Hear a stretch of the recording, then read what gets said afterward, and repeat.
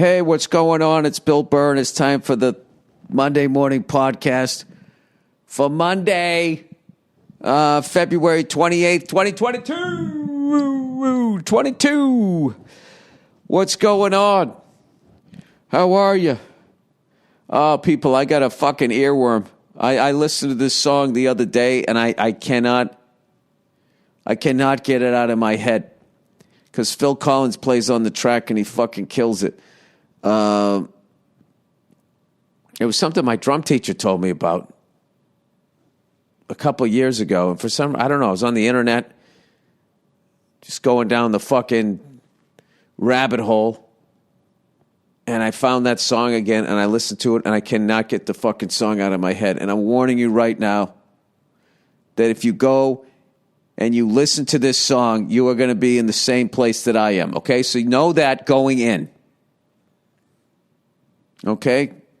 I've let you, so you cannot sue the podcast if you can't get this fucking song out of your goddamn head. For the last 4 days, 5 days maybe, I have had Tears for Fears, Woman in Chains in my head. You know, I just can't get it out of, and I don't even know the words.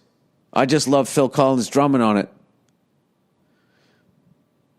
It starts off, I don't even know what he said. You better be. You better be.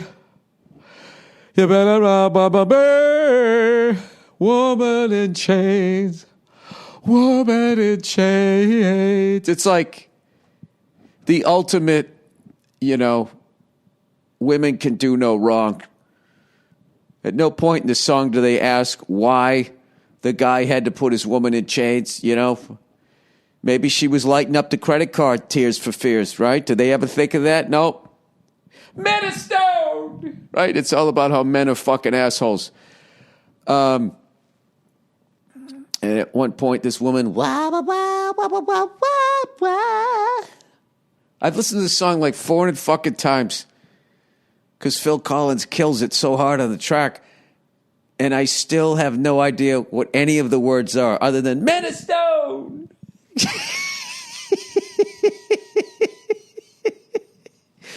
And it always makes me laugh when he screams it.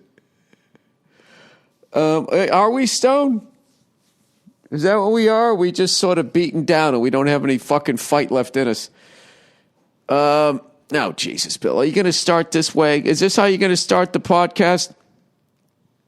Yeah. So free them. That's how it goes. It goes into that. Listen, I'm not saying they don't have a valid argument. I'm not saying that there haven't been times, that, as a man, you're going into a store and you don't want to bring your woman in. So, you tell her to stay in the car and you leave her in there like a fucking dog. And then they start crying. And then they put that song on. I think that's what happens. You better not leave me here. You better not leave me here. Woman in cars. Just stay in the car. Why? Why can't I go in? Because you're gonna want something. It's like a kid. I can't bring a kid in there, and then they're gonna see a fucking toy, and then I got to deal with that. And both of you are going to end up in tears. Right? Then you're going to start telling me how I'm fucking cold and then put on Minister. But listen to Phil Collins on that. People, there's still like a question. Was Phil Collins really a great drummer? Was he really a great drummer? Because all they think of was when he did like, did he just sing I'm Walking on Sunshine? He had like all those fucking... Studio, all those songs. But listen to Brand X and listen to all that shit he did with Robert Plant. Incredible. I want to hear from Ginger Baker fans, though. When I'll always be blown away how when I watch that Beware Mr. Baker, the way Eric Clapton dismissed the argument that John Bonham was anywhere near as good a drummer as Ginger Baker. They asked him, and he just goes, oh, no, they're not even in the same conversation. And I was like, I don't know what the fuck I've been doing. I got to go back and listen to Cream, which I did. And it wasn't until I saw Ginger Baker's, like, the drum solo he did at, like, Royal Albert Hall. I don't know if I've talked about this before. I have no idea, people. I've been having problems sleeping lately. I've been stressed out getting ready to do this fucking project. You know? And there's only so many nights you can do a fucking, you know, John Wayne double shot of fucking NyQuil before you just have to address the fact that you're going to have to start counting sheep, right? Anyway. Yeah, I just could not fucking sleep last night. I was just laying in fucking bed.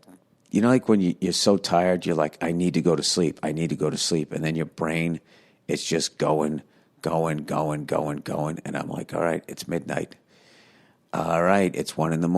Oh, it's got to be like 1:45. It's got to be 1:45. And then you fucking wake up at like 5:45 a.m. because you're thinking about all the shit you have to do today. You know? Doesn't this sound like the beginning of an infomercial, and I'm going to have a solution for this at the end of it? Start eating grapefruit. Do you know anybody? Remember the grapefruit 45 diet? I don't know anybody who eats grapefruit who doesn't lose weight. The problem is you'd have to eat 80 grapefruits a day to fucking lose your man tits. But now we've glued this construction worker to a fucking steel girder, whatever. All those things were the same. I miss those guys screaming at me. The end of an era was when that Billy Mays died.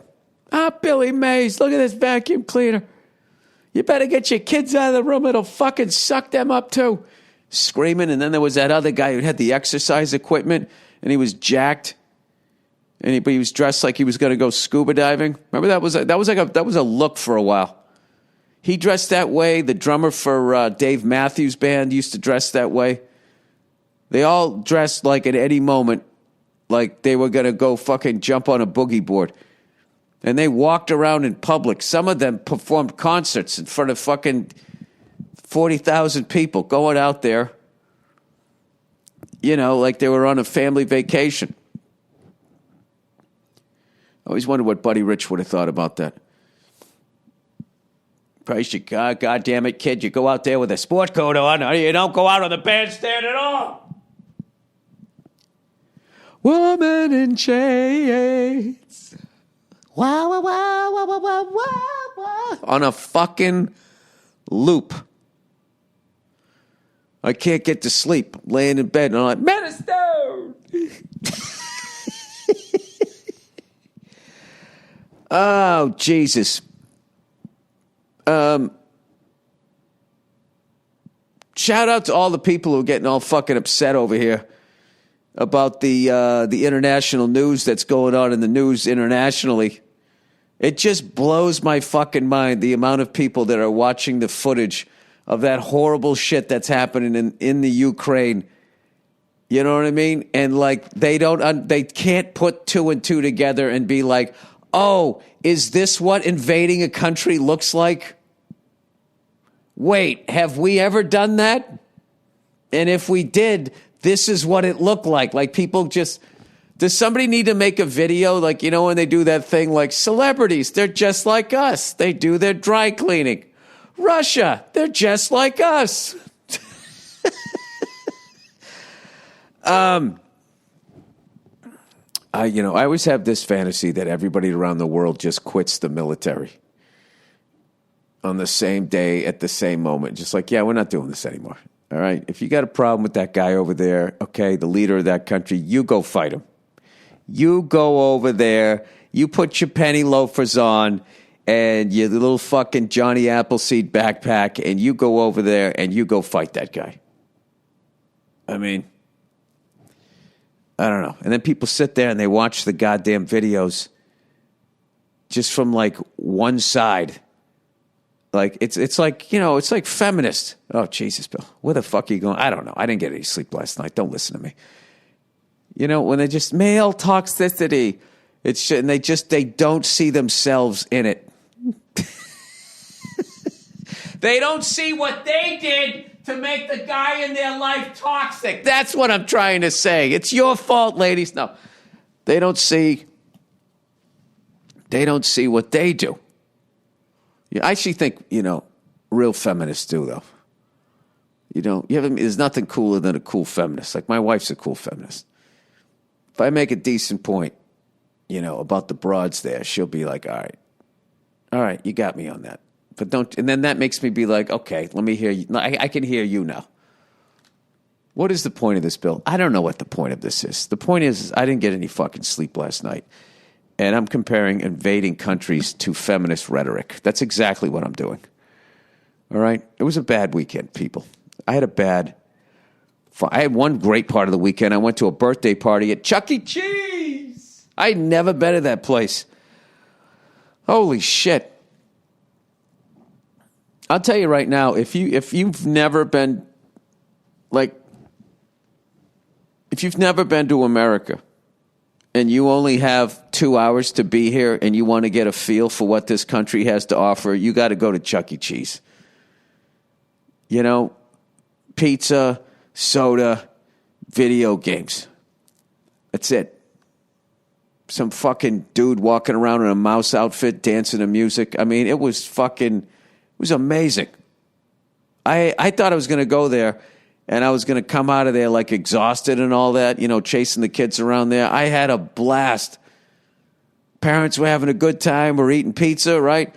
And then they had enough games there for adults. They had a fucking MotoGP game where you could race somebody else. I was racing my daughter. She's on another motorcycle.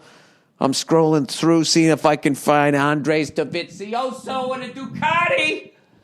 Right? Although he's riding for Suzuki this year, I think. I don't know. It's starting up soon.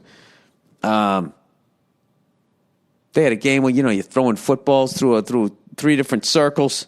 Shit popping out. If you hit that, get 40 points. Try to make the Hall of Fame or at least the Pro Bowl. If you played like shit, it called you a rookie. Like the game was talking shit. It was great. Fuck it. Like those old school games, like you just press a button and you're firing like torpedoes to try to sink ships. Those are the games I like before it got too involved, Like now people just put like a virtual reality glasses on, and by the time you're done playing with the game, you got to buy a new flat screen TV because you tried to dive through a porthole and you forgot you were in your living room. That's too much, I think. Right? Woman in shades. Anyway, yeah, I had just a crazy weekend. Been so busy, haven't been able to fucking sleep. I'm joking about the NyQuil. It's like I'm not doing the NyQuil thing. I don't want to fucking do that because then all of a sudden you're going to need the NyQuil to go to sleep, right? And then you're hanging out in front of a CVS, panhandling for fucking nickels. So you can go in there, with a handful of weight, just change. And just slamming it down so you can get the big gulp size of it. Yeah, I was talking to somebody, and they were saying, like, they were going through some shit. And then they go, whenever I'm going through some shit, I just, like, Google fucked up shit on the internet. So I realized that my shit isn't that bad. And I was like, oh, all right, little perspective. And they ended up showing me this fucking clip of this poor guy who got eaten by a shark down in fucking Australia. And fortunately, it was like blurred out. And I was just like, I had to like shut it off. I had to shut the fucking thing. I was like, oh, it was one of the most horrifying things. It was blurred out, but just knowing what this poor person was going through. And my buddy told me that he watched the fucking unedited version of it. I'm like, why the fuck would you do that? He's like, dude, it was fucked up, dude. Yeah, was it? I've never fucking understood, like, somebody blows their knee out in a fucking sporting event. I can't even handle that. I don't understand how you could fucking watch arguably one of the biggest fears people could have, at least my generation, when Jaws came out. And speaking of Jaws, like, I feel like all of these fucking vacation spots when there's a shark attack act just like that douchebag who didn't want to close the beaches in Jaws. What's he doing sitting up there? He's scaring people, right?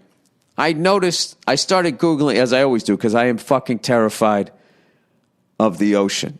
And it's kind of funny because there's a lot of people also who are terrified of flying. So when I express my fear of the ocean, they then question, well, yeah, but you fly helicopters. You're up there. I mean, isn't that, it's a fair point. You know what I mean? But I don't feel like it's nearly. Maybe I'm just justifying. Maybe I'm doing the sports fan thing, like Rams and Bengals fans after the Super Bowl, where Bengals fans were just like, all right, you missed, whatever. Say like Rams fans were going, well, they missed that call. They missed that call, with the face mask, so that we deserved a makeup call. And it was just like, yeah, but at the end of the game, that's when they do it. That shit happened like the third play of the fucking second half. They had the whole rest of the third quarter and half of the fourth quarter to keep a drive alive. They do it at the fucking end to hook you up, where if you score, there's going to be no time left for the Bengals. Well, that's not a makeup call. That goes a little further, right? And then Bengal fans on the other side, I don't know what the fuck I still feel like they got screwed on that one. They got screwed on that one. I don't know. I had a point in there and just somehow I lost the whole fucking thing.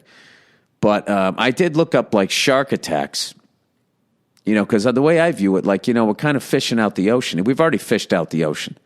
And they're dragging these nets so deep. They're pulling up species of fish that they don't even have a price on it at the market. Okay, you can go on YouTube and look up recipes for these fishes, and there's no recipes because in the history we've never fucking caught these goddamn things because they swim so deep. So my theory is that since we've fished out the fucking ocean, that human beings have moved up on the menu. Where before we was sort of this weirdo thing on the last fucking page, and now we've moved up to like the second course. And pretty soon we'll be an entree. And I don't mean entree as in the main dish, the way they say it in America. I mean it in France, where you're the appetizer. You're the first thing. First thing that they're going for. Entree as in enter. You're entering the meal. Anyway, but one thing I've noticed with all of these vacation hotspots is they all say the same shit. It's always reported in a rare shark attack. Look up shark attack, and I'm telling you, the word that you're going to keep seeing is rare. A rare shark attack. So I'm like, okay, these shark attacks are rare, right? Like how they cook a steak when you ask for medium rare, it comes out rare. Most people. It's like it's not medium rare. Medium rare is a fucking lost art. I swear to God, you go to a steakhouse now, and it's either rare, medium well, and well. Nobody seems to be able to do the fucking medium rare anymore. If you ask for medium rare, it's coming out bloody. And then you'd be like, hey, I'm sorry, man, can you put this back on for a little bit longer? Then it's going to come back medium. And I always think that the cook's back there having a hissy fit. How dare you question that? I don't know what the medium rare is. I mean, how do you fuck that up? A few backyard grillers. I remember I used to work on a mesquite grill in a fucking restaurant that was rapidly going out of business, while I also was still a busboy and a dishwasher. As the restaurant went out of business, I just kept taking on more and more jobs, and they just kept giving me like 50 cents more an hour instead of paying me to do two jobs. I was such a fucking moron. Like, say I was making $5 an hour back then. It was probably even less than that, minimum wage, back in the 80s, to be a busboy. And then the grill chef was making $7 an hour. He quits. I take over the grill. Now, shouldn't I be making $12 an hour? No, they gave me like $75 an hour. I'm like, boy, oh boy, a whole nother 75 cents. And then the dishwasher quit, And I did that too. And he was probably making like $4 an hour. So right there, I should have been making like $16 an hour. And instead, they were paying me like $6 an hour. I can't imagine what they said about me. Like, that's got to be the dumbest busboy, dishwasher, mesquite griller, all at the same time fucking person I've ever met in my life. But anyway, they taught me when I was making burgers. They were just like, all right, if you want to know what rare is, take your thumb and just touch it to your index finger and then touch your thumb meat. You know, like if your thumb's a drumstick, the part that you would eat on a drumstick, you just touch it right there and then touch the meat. It should feel like that. You touch your middle finger, that's like more like, medium rare, medium. And then your ring finger with your thumb, that's like medium well. And then your pinky, that's well done. Now, granted, that also depends on the thickness of the meat. Ladies, right? Then you kind of got to go low and slow with it or whatever. But I remember learning that. I've never really fucked that up, unless it's been like what's really hard is a filet mignon. You know what I mean? I've never really understood how to try to cook that thing. You know, if somebody wants it medium, you know, what ends up happening is by the time it's all gray, there's no pink left. Like the outside is like kind of fucking. You know, Christ, you cooked the shit out of it. Anyway, so they say that these shark attacks are fucking rare. So I started looking at the numbers. Now, I'm not trying to fuck with any country's tourism here. Or as it's known behind the closed door, whorism, right? We got to get the whores. We got to get the whores coming in here so the guys think they got a fucking chance, you know, at getting their dick sucked down here, okay? This is how they really talk before they fucking, you know, have clowns and balloons in a cruise ship commercial that they put together. They talk about whores and blowjobs. That's basically what it is. And, you know, not saying that it's a requirement that if the woman goes to that island, that's how she has to behave, but it's more that the hope, the belief, more so, beyond hope. There's a belief that you're going to go down there and this is going to happen. And why wouldn't they? You know, when women go out of the country, they feel like they're no longer being judged, right? And they can kind of get, you know, a little loose with it. This is what I've heard. I've heard like that they, as far as like their number, how many people you've banged, they don't count people outside the country. They try to keep the number down. Because of the double standard. There's a double standard. How come when a guy does it, he's a stud? If a woman does it, she's a hooah? I used to do a bit about that. Well, it all comes down to degree of difficulty. You know, guys have to convince people to fuck them. That's why it's impressive. You got laid last night? What did you say? Right? Sorry. This podcast is just all over the fucking road. Yeah, so they keep saying that. I'm going to get through this thought at some point. They keep saying that shark attacks are rare. A rare shark attack. So I looked up the Caribbean, or the Caribbean. Is it Caribbean or Caribbean? Tomato? Bangles?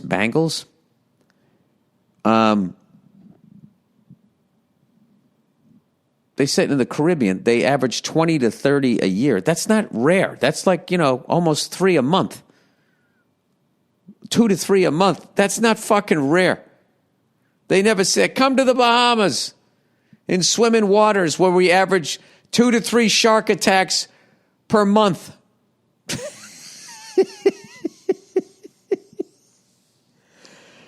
You know, most of them are just nibbles. I love when they say that, like, they go like, they don't want to eat you. They're just sort of curious. Oh, is that what it is? I don't want a curious bite from a shark.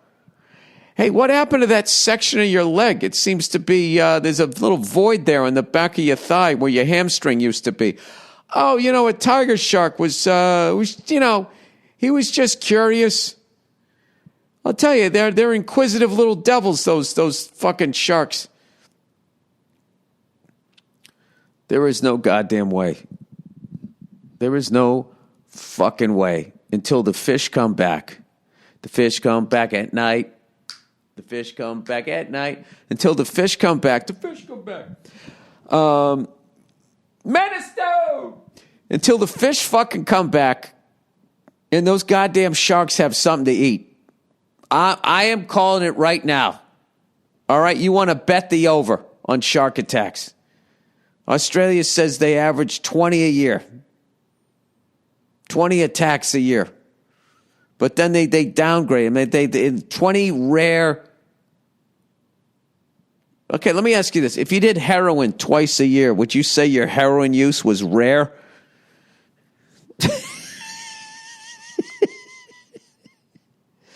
Listen, I only nod off like twice a month. Do you shoot drugs? Yes, but only 20 to 30 times a year. I have to be honest with you, though. Like, are you addicted? Oh, my God. Am I going to look that up? Are you addicted if you do heroin 30 times a year? That'd be a fucking great thing to say in rehab. How come all we do is talk about the month where I did it? You know, what about the 335 days where I didn't do it? Hello? Hello, exactly.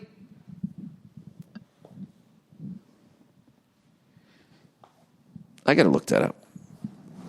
At what point are you addicted? At what point will I fucking stop picking this recorder up and setting it back down again on the floor? All right. While I look this up, enjoys Tears for Fears. You better be Zabade. Zabade, Zabade, woman in chains. How many times a year before you are addicted? The science of addiction. John Hopkins. Johnny Hops. Learn more about addiction. How long does it take to break the habit of addiction? All right, let's see what we say. Oh, this is the wrong fucking. It takes 21 days to break an addiction. The old belief that it took 21 days to change habit has now been labeled a myth. Yeah, like the earth being round. According to psychologists, while it may take approximately 21 days of conscious and consistent effort to create a new habit, it takes far longer to break an existing habit. Well, then, you know what? I bet a lot of people who go to the beach go, Bill, 20 to 30, like millions of people go into the fucking, right? That's what they say. All right, which I understand. I do understand that. But, like, you know, when what we're talking about is being eaten alive, you know, I still don't like those percentages. I'm just saying that. You know what I mean? And a lot of you guys who are, like, fucking beachgoers and anti-vaxxers, you know, use the opposite thing when you decided not to get vaccinated. You'd be like, well, fucking there was somebody in fucking Tupelo, Mississippi who got the booster shot and all of a sudden they fucking robbed a liquor store, right? That shit made sense to you. Right? It's all about crunching the number. Maybe that's what it is. It's just crunching the number. You don't want to get the vaccine, so you're just going to focus on people that had a bad reaction to it, and then people that want the vaccine and be like, but look at all the people that didn't. And it's the same thing with beachgoers. And I'm afraid of the ocean, so all I'm going to do is look at the shark. Look at that! I learned something from you, and you learned something from me. So maybe it is. Maybe that's the thing. How many people go to the Caribbean each year? Caribbean destination received an estimated 32 million. And so it's literally 1 in a million, 1.3 million. Okay, how many people go to the Caribbean each year versus how many get bitten by a shark? Yearly worldwide shark. You know what? Nobody's going to have these nobody's going to give me the stats that I need. You know why? Because they're afraid of the results. The ISAF. Is that literally the International Shark Attack File? Hey, big boy, what do you do for a living? I work for the ISAF. Is that a branch of the military? No. Goes beyond these borders, sweetheart. It's the International Shark Attack File. That sounds exciting. The Florida Museum of Natural History's International Shark Attack File investigated 137 alleged shark-human interactions worldwide in 2021. They're still calling them alleged. You fucking show up, you don't have a calf anymore. Got bitten by a shark, or so you say. Jesus Christ, how much money are the shark lobby, throwing at fucking politicians to get them to look the other way? Even sharks are into payola.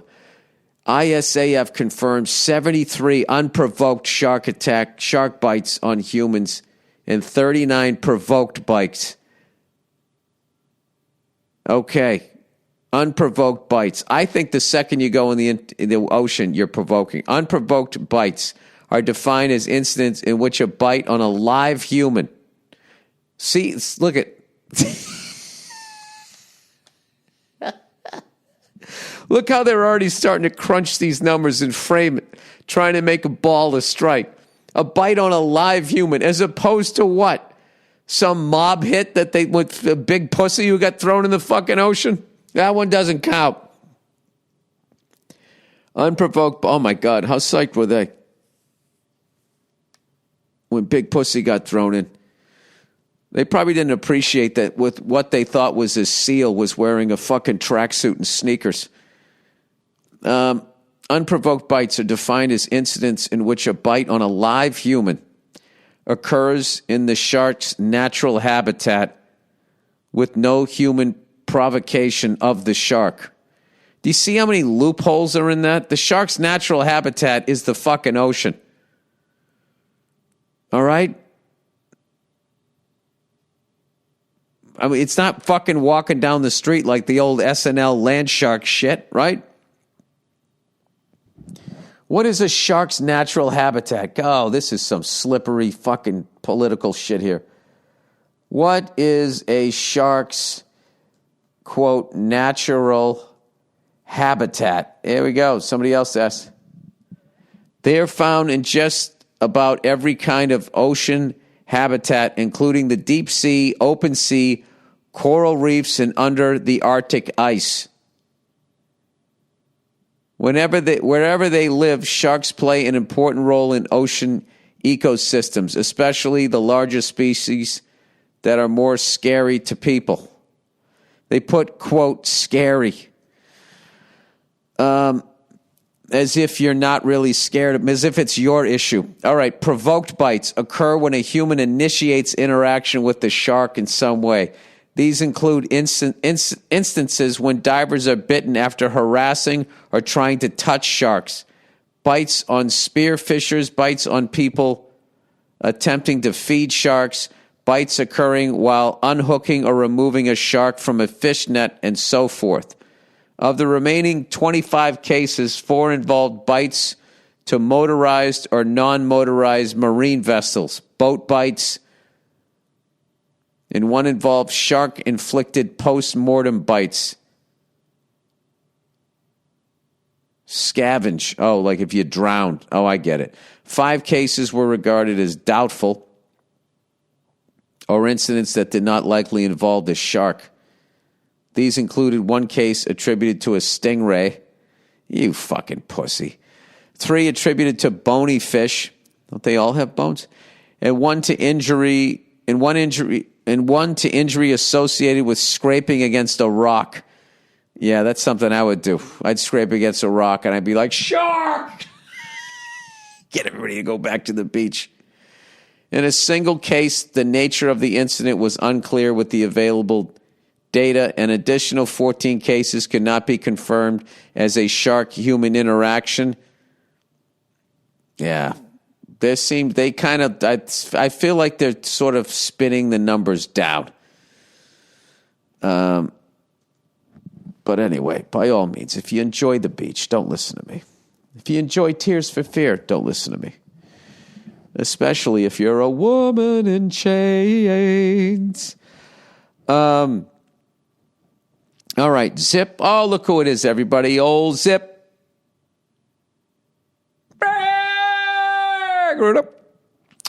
According to the latest research, 90% of employees plan to make enhancing the employee experience a top priority in 2022. After all, a happy workplace is the key to attracting and keeping great employees. And if you need to add more employees to your team, there's Zip. Recruiter. That was the shark version, the Jaws version. Their matching technology helps you find the right people for your roles fast. And right now, you can try Zip for free at ZipRecruiter.com/Burr. ZipRecruiter uses its powerful technology to find and match the right candidates up with your job. Then it proactively presents these candidates to you. You can easily review these recommended candidates. Dude, you know, that fucking shark that killed that guy in Sydney, Australia, that the news media asked if they had found the shark yet.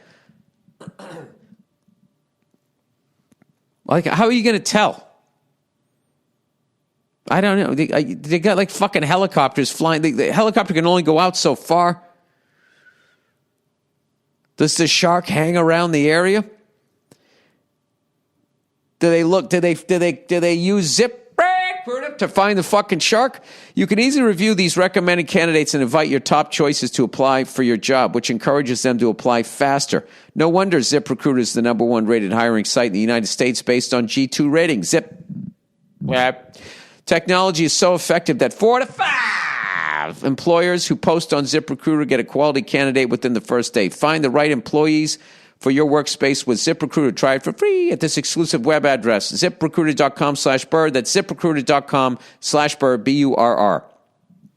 Oh, fuck, I gotta wrap this podcast up, and I'm only like 37 minutes in. Boll and Branch. No one wants to cut corners on what's important, and few things matter more than a good night's rest. Oh, my God. I need this right here. Boll and Branch's signature sheets feel so soft and light, you'll forget you're not actually sleeping on a cloud.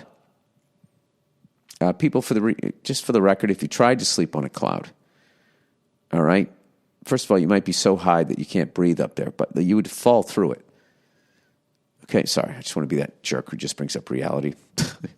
You actually think that you could sleep on a cloud?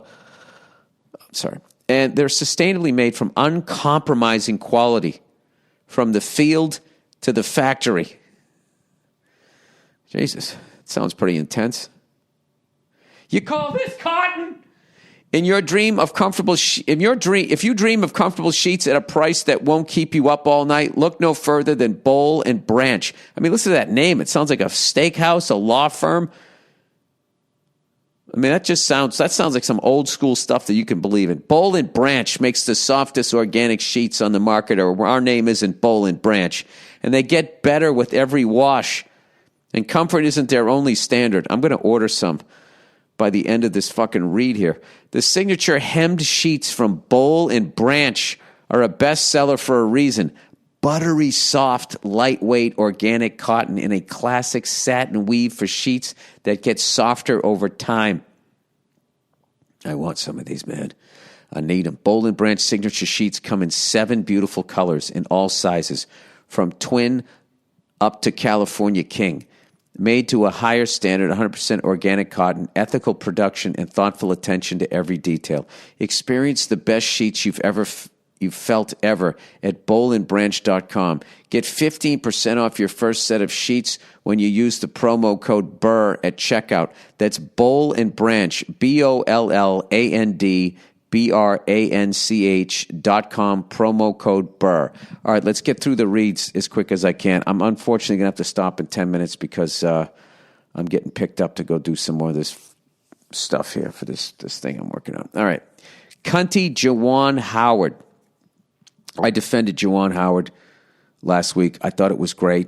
I think what's wrong with the world right now is there's so many people that need a fucking good slap, but you can't anymore because of cell phone cameras. And then the slappee gets money. And nobody asks, well, why did they slap him? So this person's trying to tell me that Juwan Howard is cunty. Hey there, Billy Basketball. Juwan Howard is the cunt. If you don't want teams taking timeouts while you're getting your ass whipped, then stop full court pressing and take out all your starters. Oh, that's the other side of the story. Oh, so they were both on their rag. Also, if you're going to punch someone, then do it like a man and don't mush their face with half a punch like a bitch. No. That's the difference between getting sued. Like, I think you can slap someone across the face and not get sued. But if you punch them, they bruise. The great thing about a slap is by the time the cops get there, the person's face isn't red anymore. And he can just be like, I didn't touch him. Underrated, a nice fucking slap.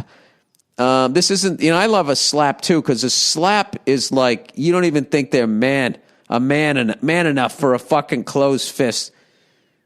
So you slap them the way men used to hit their wives when it was legal.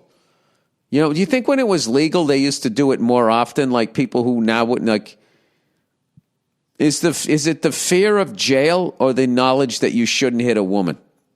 That's the question. This isn't the first time old Juwan Howard has had problems with other coaches, and it's only his third in the conference. Well, if you're getting your ass kicked and you're still full court pressing with your starters in there, that is a cunty move. The guy is a fucking asshole. That's this asshole's opinion anyway. All right, I like it in the end. Then you're like, you might be wrong. Thanks for the podcast and the comedy. Love all of it. Well wishes to you and the family. All right. Fair enough. All right. But at the end of the day, I don't think as a 5'10" human being, you should be yelling at a guy 6'11" and not expect somebody at least near you to take a fucking slap from across the room. All right. Robbery story. Bellrica in the 90s. From a lady. I used to do stand-up at the Bellrica 99s. 99 restaurant in Bellrica in the 1990s. All right. Hey, Bill, no need to insult someone. You're about to tell a story. All right. Let me set the scene for you. Yeah, that's it. Set the table for me. I was in my senior year of high school working at a craft supply store in Bellrica, Massachusetts in the 1990s. One of the last great decades there was, at least in my life. I was head of the cheerleading squad and looked the part.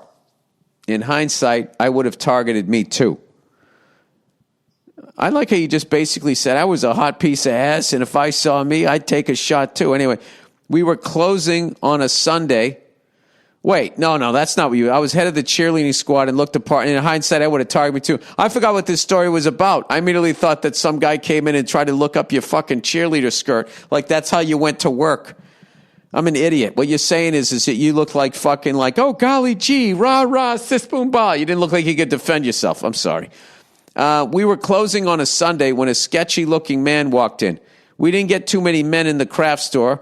I was the only one up front. I was in the middle of vacuuming up ribbon and pieces of my soul from that miserable job when I heard a man say, hey. I rolled my eyes, shut the vacuum off, and spun around with a big smile. Yes, sir, can I help you? I said, yeah, can you check me out? He responded, he said, you should have said, okay. Oh, no, I get what you're saying. Yes, sir, can I help you? I said, yeah, can you check me out? He responded, sorry. I didn't read this right. The punctuation and capitalizations of letters there didn't freak me out, confused me. All right, he responded, yeah, can you check me out? Holding a bag of glitter. It's the strangest thing I've ever seen anyone randomly grab. Sure, come on over, I said. He followed me to the cash register. Wonderful, turning your back to him. As I was typing in the code for the glitter, he leaned in and said, look at me, sweetheart. I have a gun in my pocket. When you open up that drawer, you're going to give me all the money in it and not say a word. I set the glitter down, looked him dead in the eyes and said, do you know how many times a day I open this drawer and have to talk myself out of taking all the money in it? Wait. You said what? Looked him dead in the eyes and said, do you know how many times a day I open this drawer and have to talk myself out of taking all the money in it as I'm dealing with little old ladies and their coupons all day? Shove the glitter up your ass. I ain't giving you shit. You fucking said that?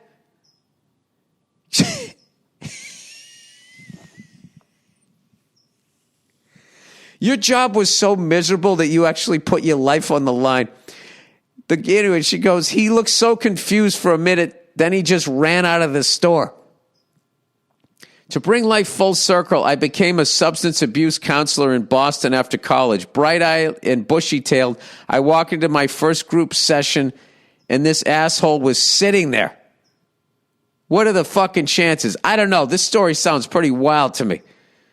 This is like one of the coolest stories ever, or you're just fucking with me. A decade later, in several cities away, here he was again. I never told him who I was, but I did confirm that he was who I thought he was.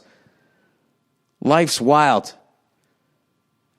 I mean, what are the odds of that happening? Is that as high as fucking get eaten by a fucking shark if you go to the Caribbean? I keep saying the Caribbean because I love Australia. Not that I don't love the Caribbean. I just know I'm not going to go there because it's just too fucking hot. That is one of the most epic fucking things ever, if you really said that. I looked him dead in the eye and said, do you know how many times a day I open this drawer and have to talk myself out of taking all the money in it as I'm dealing with little old ladies and their coupons all day? Shove that glitter up your ass. I ain't giving you shit. I really shouldn't read these stories. This is irresponsible because people are going to fucking, somebody says they got a gun. I'm going to be like, all right, you want to take arts and crafts money? Is this going to get you that house on the water? Weed dealer robbery. Hey, Billy Bong Rip. Like people rob a fucking arts and crafts store because they're trying to buy a house. What a stupid theory that was. They robbing it because they want money for drugs. Hey, Billy Bong Rip. You've been asking listeners to send in robbery stories, so here is a good one that had me that happened to me in high school. Like many high schoolers, I made some money here and there through selling weed to my friends. Oftentimes, I took referrals from people I trusted. One time, my buddy referred me to someone I didn't know, and being stupid, I took him up on it. I started talking to this guy my friend referred me to, and he was sketchy out of the gate, wanting to only meet at night and such. Again, being stupid, I took my girlfriend. Wait a minute, what the fuck happened? I was thinking about the fact that I ate 2 cupcakes last night, and why did I do that? Why couldn't I stop at one?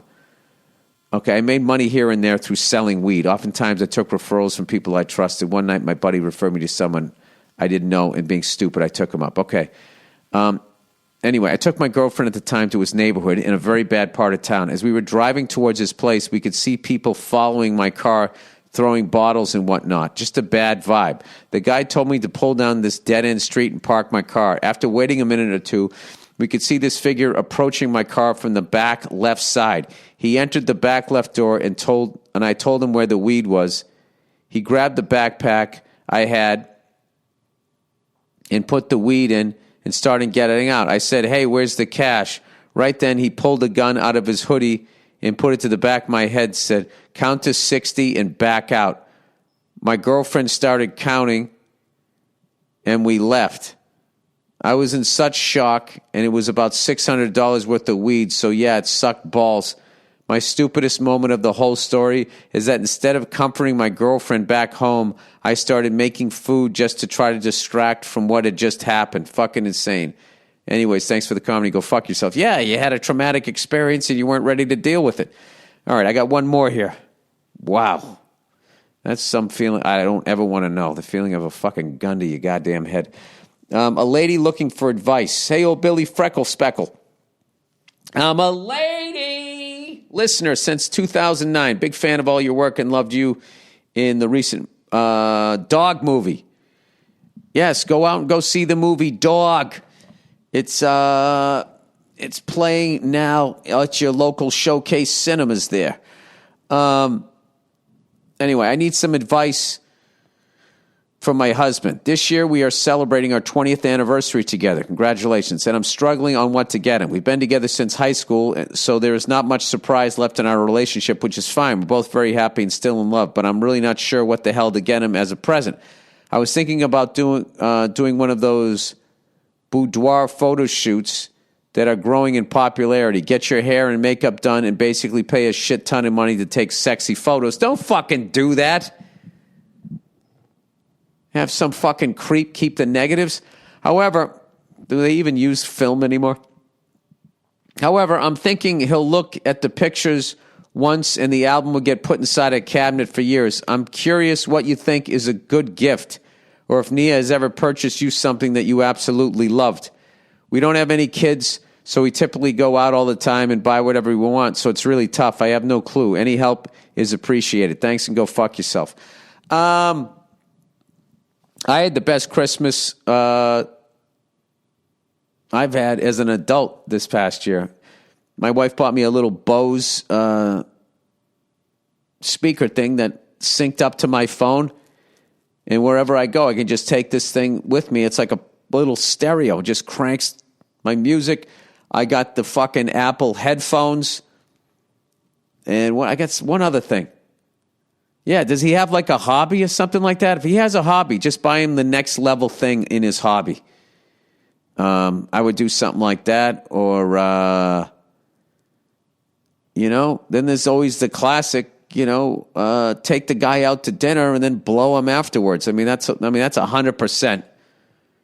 Take him out to Chuck E. Cheese and fucking blow him in the parking lot like you're still in high school, like you did way back. Like the reason he make him remember why he married you. And the same thing goes for guys. Make the ladies remember why you married them. Take them to Dairy Queen and chow their box in the... I'm fucking with you. That's not why they married you. Take them to some stupid fucking store and buy them another goddamn designer bag that they don't need. That's why they married you. And then go run an errand after you're already out that requires you to drive past the house as they tell you to swing by. Could you swing by over here? I'm driving past the house. That's not swinging by. All right, that's the podcast, everybody. Anyway, I got to go do this bullshit. I'm going to be super busy over the next month. My podcasts are still going to be coming out, on Mondays, I think, or maybe not. I don't know, with our shoot schedule. It's going to be fucking a little crazy, so I might have to be like adjusting when these things come out. I will let you know how it's going to work, as my weekends on this shoot are going to be Thursday and Friday, and we work the other 5 days. So I think that I might have to record the Monday morning podcast on like a Friday. So who cares? I can still do it. I'll figure it out. That's it. Go fuck yourselves, and I'll talk to you on Thursday. I'll check in on you on Thursday.